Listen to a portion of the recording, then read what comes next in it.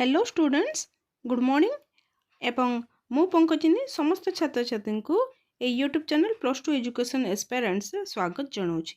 पिला माने समस्तंकर डाउट रही जे आमे प्रैक्टिकल किभली भाव में लिखिले आमको संपूर्ण मार्क मिलिबो नुह कि तुम्हें माने किए तो मोस्ट ऑफ द कॉलेजेस रे कौन होची तुमर जो दुईटी जाक लेसन प्लान लिखा कहले पिला माने मोस्टली कौन ओडिया ओके ओडिया ओडिया नचेत कौन हिस्ट्री हिस्ट्री लेसन प्लान को चूज करते कहीं बहुत इजी रही है एवं कॉलेज मानकर तुम जो टीचर मैंने अच्छा से मैंने बेसी प्रिफर करते कहीं से करेक्शन करने बेसी किसी कष्ट करने को पड़ न था सब समस्त सम्मान रहिले कौन हुए से इजी रही जाए ताकू संशोधन करने तो किए जदि मैथ नब इंग्राजी नब जोग्राफी निए ताले भेराइटी जदि हो जाए तांको गाइड करने कष्ट होता है से मोस्टली दीटी सब्जेक्ट को चूज करते तुम कॉलेज कौन है तुम कह हेले मोस्टली कौन रोचे तुम 10 लेसन प्लान जो रोचे मेन प्रैक्टिकल तुमको 10 लेसन प्लान निहाती भाव में निज सहित नेबाक पड़ो ता सहित मोस्टली तुम जो सब मार्क डिपेंड करिथाए तुमरो सिंगल लेसन प्लान ऊपर कौन तुम जो सिंगल लेसन प्लान रही ता ऊपर सब मार्क तुम डिपेंड करथाए किभली भाव में ताकू तुम लिखिच कौन क्वेश्चन से तुमको पचारुछंती तार किभली भाव में तुम आंसर दौच से सब ऊपर निर्भर करुछि। आज मु तुम पई कि नहीं कि आसीछि ओडिया लेसन प्लान गोटे संपूर्ण भल भाव में बुझिबो किभली भाव में लिखिबो ए गोटे स्टूडेंटर लेखा मु नहीं कि आसीछि किछिटा स्थान रे भूल रही ताको मु मझे मझे कहबी ताको स्क्रीनशॉट नहीं जिवो हैला एवं जदि पीडीएफ पई चाहूछ ताले टेलीग्राम रे जॉइन कर जिवो मु पीडीएफ दे देबी।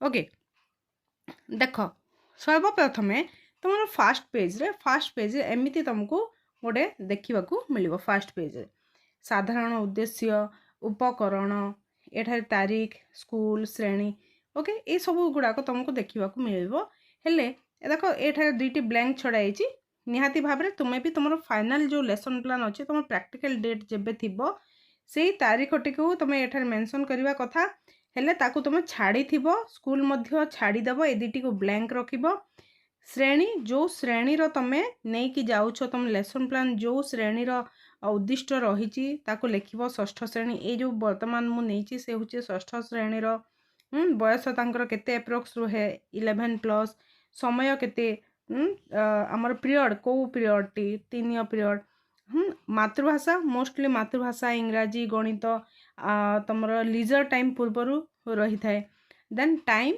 45 मिनिट मातृभाषा कौन सब्जेक्ट कौन रही मातृभाषा सब्जेक्ट रही एंड टॉपिक रोचे विश्व विजयी विवेकानंद वर्तमान गोटे मोस्ट इंपोर्टेंट क्वेश्चन रोचे तुमको तुम जो एक्सटर्नाल अच्छा से पचारि पारे पिला तुम ना जहाँ भी पचारे जे तुम जो मातृभाषा तुम लेसन प्लान टी नहीं तार साधारण उद्देश्य पिलाए किछिटा कुह साधारण उद्देश्य तुम निहाती भाव में दुईटी साधारण उद्देश्य मन रखी देथिबो एवं ताकू तुम कहिबो तुम मन रखिबो जे जहाँ भी तुम लेसन प्लान मातृभाषार लिखुच ए सब गुड़ाक तार साधारण उद्देश्य रहिबो हेले हेले पिला माने तुम जो मुख्य उद्देश्य रही मुख्य उद्देश्य ए प्रसंग निर्धारित रुह तुमको क्वेश्चन पचारि पारती जे साधारण उद्देश्य कहा आधार पचारा जाए निर्धारित करा जाए एवं स्पेसिफिक एम बा मुख्य उद्देश्य कहा आधारित होता है तुम कहिबो स्पेसिफिक एम टॉपिक प्रसंग आधारित होता है एवं साधारण उद्देश्य कौन विषय आधारित होता है दुईटी मुख्य क्वेश्चन हो गला। वर्तमान देख उपकरण कौन कौन तुम लिख तुम चक डस्टर पाठ्यपुस्तक जहाँ सब तुम चित्र फोटोचित्र नौछ हिस्ट्री जी नौ से समय रेखा नापी से माने विधेय निश्चित भाव में ने नचे तुम मार्क कटो है तो ये सब लिख आ जहाँ सब फोटोचित्र नौछ तुम उपकरण रे ताको स्थानांतरित कर नेक्स्ट तुम स्पेसिफिक एम पिला माने तुम निश्चित भाव में मन रखिब ओके यह मध्य तुमको पचारि पारे विश्व विजय विवेकानंद जो तुम टॉपिक टी नहीं छ ता आधार रे तुम केतेटी स्पेसिफिक एम बा मुख्य उद्देश्य कुह। भारत जड़े महान महापुरुष विवेकानंद त्यागपूत जीवन विषय रे छात्र छात्री मानक धारणा देवा एत गुड़ा न लिखिकी विवेकानंद विवेकानंद महापुरुष विवेकानंद विश्व विजयी विवेकानंद जीवन विषय छात्र छात्री मानक धारणा देवा ये पारिबो।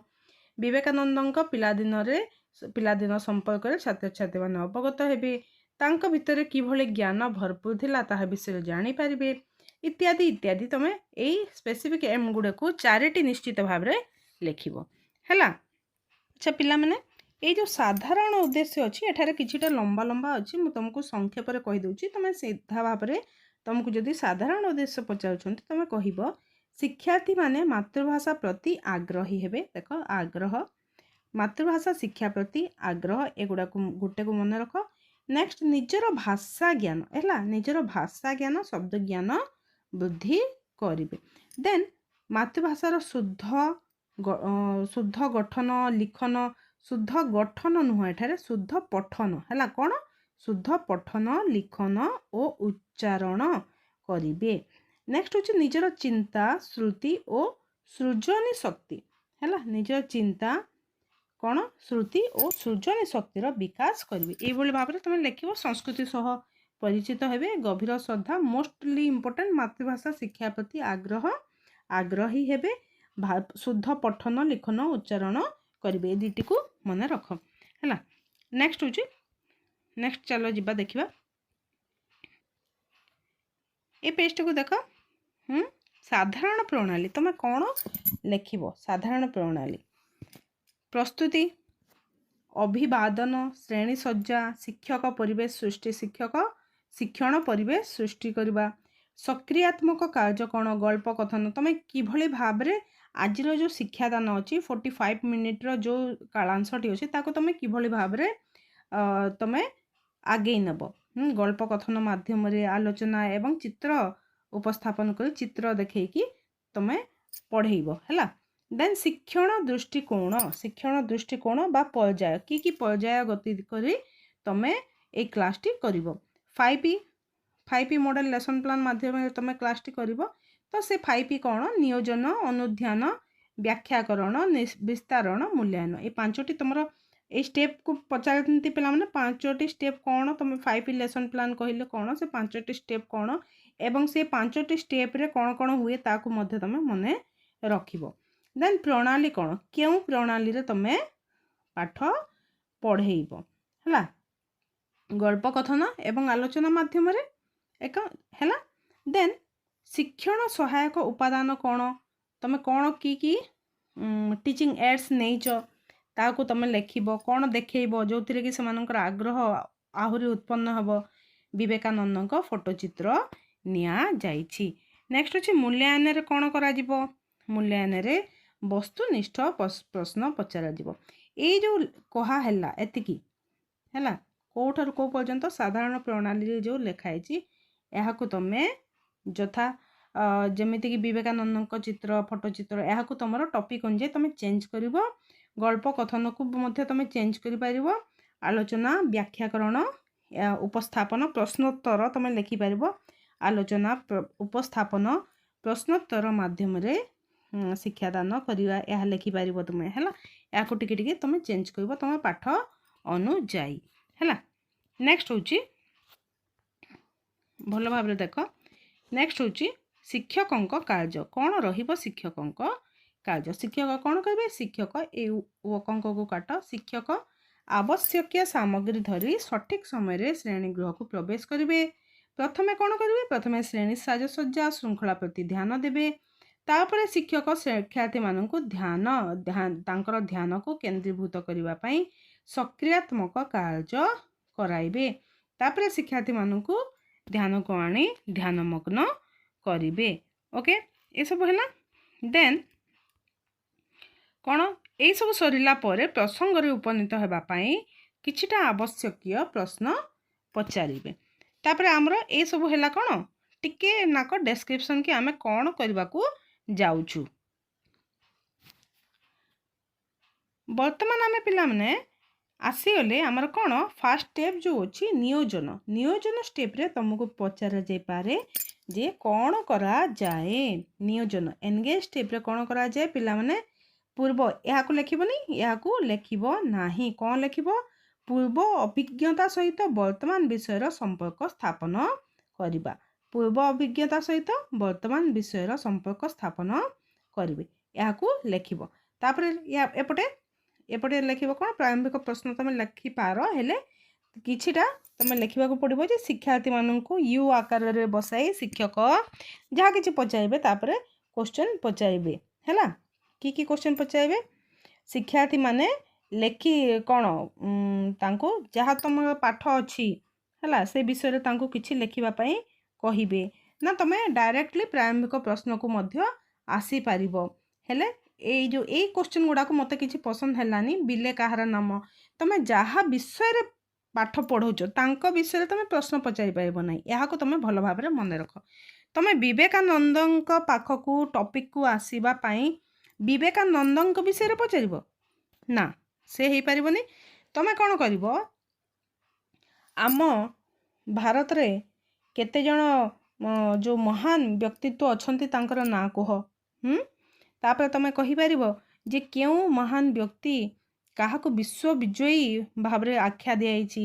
ଆଉ କ୍ୱେଶ୍ଚନ୍ ପଚାରି ପାରିବ ଯେ କେଉଁ ମହାନ ଯେଉଁ ଆତ୍ମା ଥିଲେ, ସେ ହେଉଛି ଯେଉଁ ମହାନ ବ୍ୟକ୍ତି ମହାପୁରୁଷ, ସେ ଆମେରିକାରେ ଯାଇ ନିଜ ଭାରତର ସଂସ୍କୃତି ବିଷୟରେ ଗାନ କରିଥିଲେ, ସେ କିଏ? ସେ ମଧ୍ୟ ତୁମେ କହିପାରିବ। କିଏ ଅଳ୍ପ ସମୟ ଭିତରେ କିଏ ରାମକୃଷ୍ଣ ପରମହଂସ ଙ୍କ ଶିଷ୍ୟ ଥିଲେ, ରାମକୃଷ୍ଣ ମିଶନ କିଏ ଗଠନ କରିଥିଲେ। ତୁମେ ଏସବୁ କ୍ୱେଶ୍ଚନ୍ ପଚାରି ପାରିକି ଯାହାର ଆନ୍ସର୍ କି ହେଉଥିବ କ'ଣ? ବିବେକାନନ୍ଦ। ଓକେ, ବିବେକାନନ୍ଦଙ୍କ ତୁମେ ପ୍ରସଙ୍ଗରେ ଉପସ୍ଥାପନ ହେଇସାରିଲା ପରେ ଯେ ତାଙ୍କୁ ସଂକ୍ଷିପ୍ତ ଧାରଣା ଦେବ ଯେ ବିଲେ ତାଙ୍କର ପିଲାଦିନର ନାଁ ଥିଲା, ବିଲେଙ୍କ ମାତା ପିତା କିଏ ଥିଲେ। ହେଲା, ଦେଖ ଏଠାରେ ଗୋଟେ କ୍ୱେଶ୍ଚନ୍ ଦିଆଯାଇଛି, ବିଲେଙ୍କ ପିଲାଦିନର ନାଁ କ'ଣ ଥିଲା? ତାଙ୍କ ନାଁ ତ କ'ଣ ନରେନ୍ଦ୍ରନାଥ ଦତ୍ତ ଥିଲା, ନୁହଁ କି? ଏ ଲେଖି ସାରିଲା ପରେ କ'ଣ ହେବ? ତୁମେ ଏଇ ପ୍ରସଙ୍ଗରେ ଉପନୀତକରଣ ଏହାକୁ ଲେଖିବ।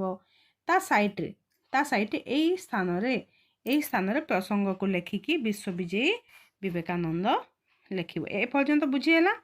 ଉପରୋକ୍ତ ପ୍ରଶ୍ନ ଗୁଡ଼ିକର ବିହିତ ଉତ୍ତର ପାଇସାରିବା ପରେ ଏହାକୁ ଲେଖିବ। ଠିକ୍ ଅଛି, ଦେଖ ମୁଁ କ'ଣ ଲେଖିବାର ଅଛି ଲେଖିବାର ନାହିଁ ତାହାକୁ ମଧ୍ୟ ତୁମକୁ କହୁଛି।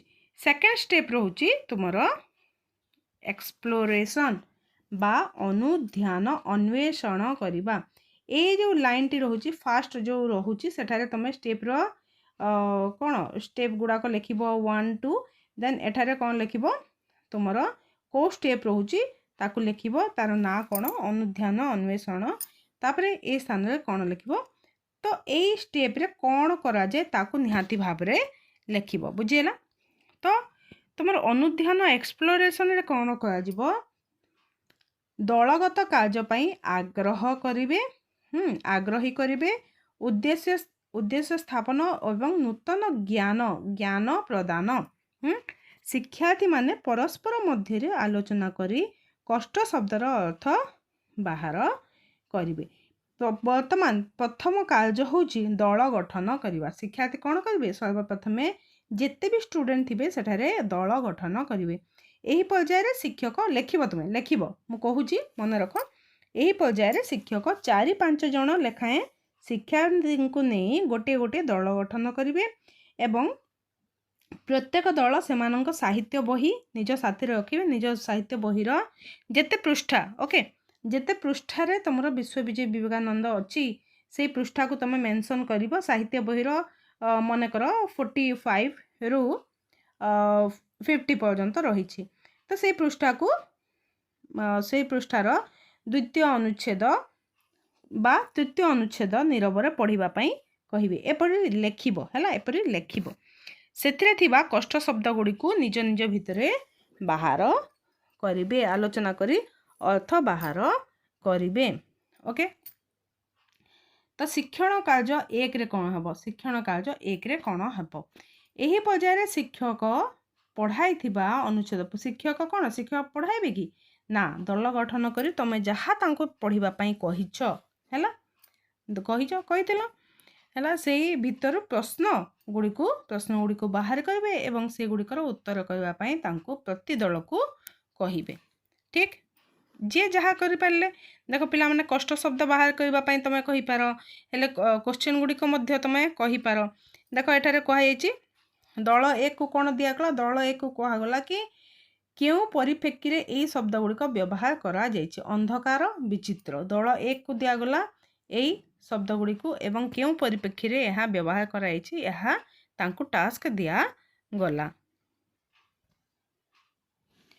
ଓକେ ପିଲାମାନେ ତାପରେ ଦେଖ ଯେଉଁ ଆମେ କହିଲେ କ'ଣ ପିଲାମାନେ ଯେଉଁ ତାଙ୍କୁ ଗୋଟେ ଅନୁଚ୍ଛେଦ ପଢ଼ିବା ପାଇଁ ଶିକ୍ଷକ କହିବେ ଏବଂ ସେଇ ଅନୁଚ୍ଛେଦ ରିଲେଟେଡ୍ ଯେଉଁ ସବୁ କ୍ୱେଶ୍ଚନ୍ ବାହାରିବ ତାକୁ ଲେଖିବେ। ଦେଖ ଏହି ପର୍ଯ୍ୟାୟରେ ଶିକ୍ଷକ କହିବେ କି ଯାହା ଅନୁଚ୍ଛେଦକୁ ପଢ଼ିବା ପାଇଁ କହିବେ ସେଥିରୁ ପ୍ରଶ୍ନ ତିଆରି କରି ସେଗୁଡ଼ିକର ଉତ୍ତର କରିବା ପାଇଁ ପ୍ରତି ଦଳକୁ କହିବେ ଏବଂ ଦଳ ଗୁଡ଼ିକର କାର୍ଯ୍ୟକୁ ତୁମେ ଏଠାରେ ମେନସନ୍ କରିବ ଦଳ 1 ଦଳ 2 କ'ଣ କ'ଣ ଦିଆଯାଇଛି। ଓକେ ଦେନ୍ ଦଳ 2ରେ କ'ଣ ଅଛି ଦଳ 3କୁ କ'ଣ ଦିଆଗଲା।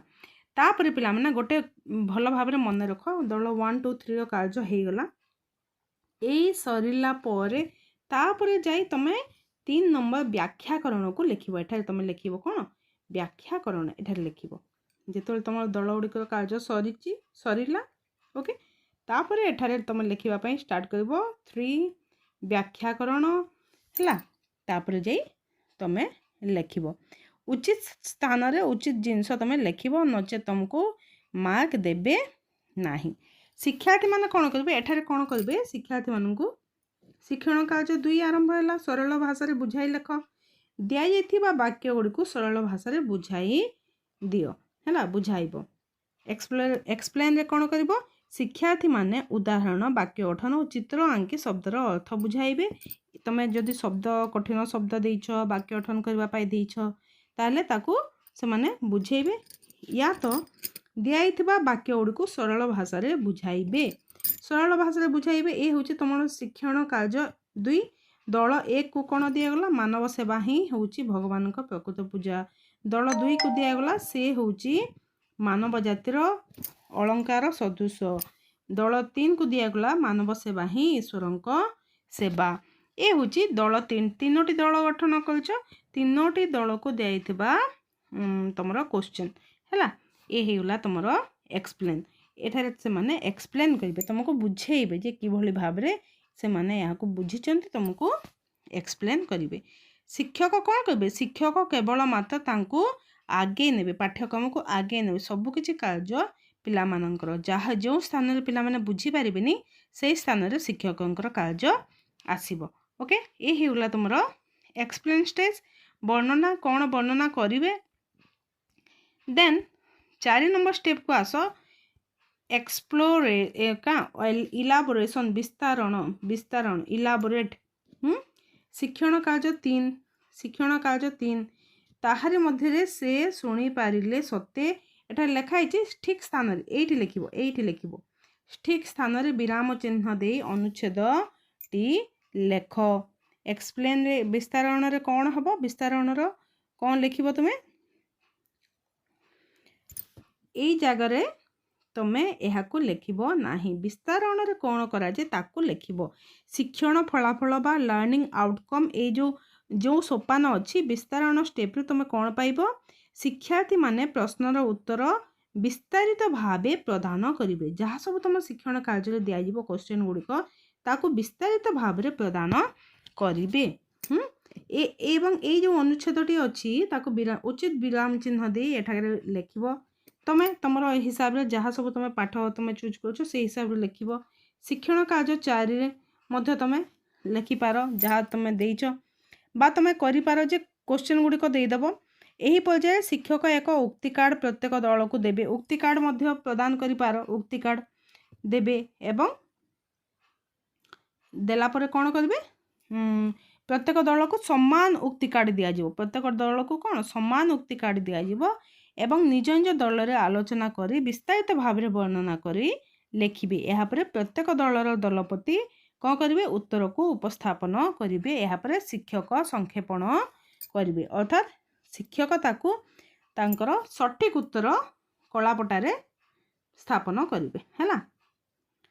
देख तापर देख शिक्षण कार्य 5 से हूँ लिंग परिवर्तन लेखागला तुम तुम हिसाब से लिख क्वेश्चन गुड़िक देपर सब इजी रहा पिला माने तुम यही विस्तारण स्टेप रे कौन कर तुम जहाँ सब पढ़ेल है जहाँ सब पढ़ेल ताकू तुम कौन कर क्वेश्चन गुड़िक उक्ति कार्ड मध्यम उक्ति कार्ड को लिखिदेव यही पर्यायर शिक्षक एक उक्ति कार्ड प्रत्येक दल को सामान उक्ति कार्ड सबू दल को प्रत्येक दल को देवे एवं निज निज दल में आलोचना करी विस्तारित भाव में वर्णना करेंगे एवं एटा कौन लिख उक्ति कार्ड लिखिदेव उक्ति कार्ड रे कौन कौन प्रश्न रहिबो तुम एठारे 5टी प्रश्न मेंशन करदेव 3टी ରୁ 4टी है 3टी ରୁ 4टी अधिक ना एवं से क्वेश्चन गुड़िक सरला पर कौन कर मन कर तुम एठारे क्वेश्चन लिखि साइल 3 नंबर क्वेश्चन एठारे लिखि तापर एठारे कौन कर संक्षेपण संक्षेपण करके सब क्वेश्चन आंसर गुड़क 1 नंबर क्वेश्चन आंसर लिखिल तापर 1 नंबर क्वेश्चन सरला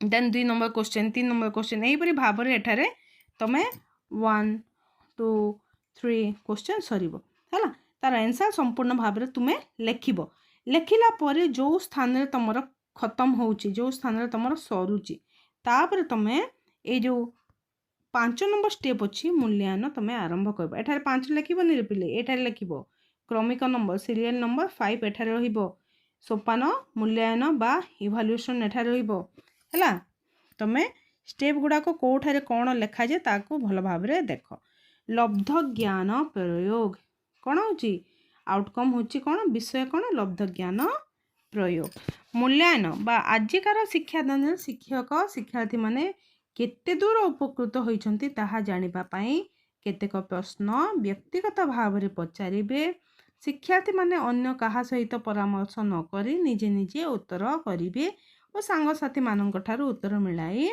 भूल थिले ठीक करिवे हैला निजर भूल को निजे ठीक करिवे तापर एठार प्रश्न गुड़िक तुम निज हिसाब रे छोट छोट प्रश्न गुड़िक नहीं पार विपरीत शब्द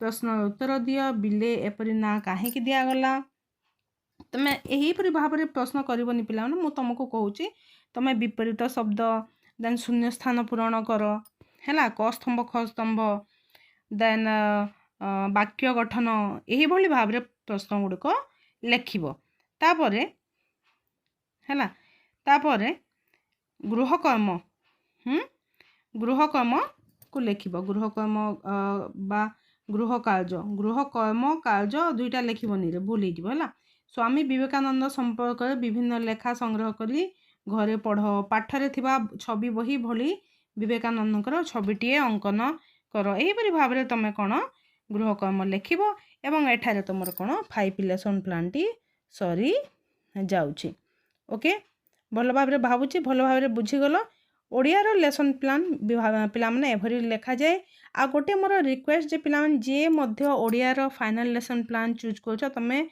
गद्य चूज कर है गद्य विभाग को भी तुम पाठ गोटे चूज कर हेले तुम पद्य चूज कर ना कहीं पद्य रे टिके क्रिटिकल क्वेश्चन पचारि थांती है क्रिटिकल क्वेश्चन पचारि थांती ठीक अच्छे पिला माने भाबुची एई जो आजिर लेसन प्लान विषय रे ए कालांशटी बा एई जो क्लास टी है तुम भल भाव में जानी पारथिबो उपकृत हेबो तुमको बहुत हेल्प करिबो पिला माने एवं कहार केबे केबे कोन तुमरो जो अच्छी प्रैक्टिकल डेट रही प्लीज तुम जो माने टेलीग्राम रे जॉइन हेइचो टेलीग्राम रे तुमरो प्रैक्टिकल डेट को लिखि दियो से हिसाब रे मु तुमको प्रिपेयर करी पारिबी आमे टेलीग्राम ग्रुप रे डिस्कशन कर देबा हैला जदि मु वीडियो देई न पाछि आ हां ए डिस्क्रिप्शन रे मु तुमको लिंक दे देबी 3टी वीडियो रो जो माध्यम रे तुम जानि पारिबो जे प्रैक्टिकल 5 लेसन प्लान रे कोन कोन पचारि थांती टीचर तुम जो ट्रेडिशनल लेसन प्लान अच्छे से कौन क्वेश्चन पचारि थांती सब वीडियो दिया जाइए पिला माने केतेटी खोजी पारु नाहंती तुम मु तुमको डिस्क्रिप्शन रे लिंक दे देबी तुम आराम रे सेठरू नहीं जीवो जदि वीडियोटी भल लागिची लाइक कर दियो निज सांगसाथी माननकु जेते पारुच शेयर करो पिला माने से माने जानि परिबे भल भाव रे लेसन प्लान लिखिबे एवं फुल 30 ରୁ 30 मार्क पाइबो तारो गारंटी मु दउची से 3टी वीडियो देखिने तुम फुल 30 ରୁ 30 मार्क पाइबो ओके थैंक यू वर्तमान पाई रहिली धन्यवाद।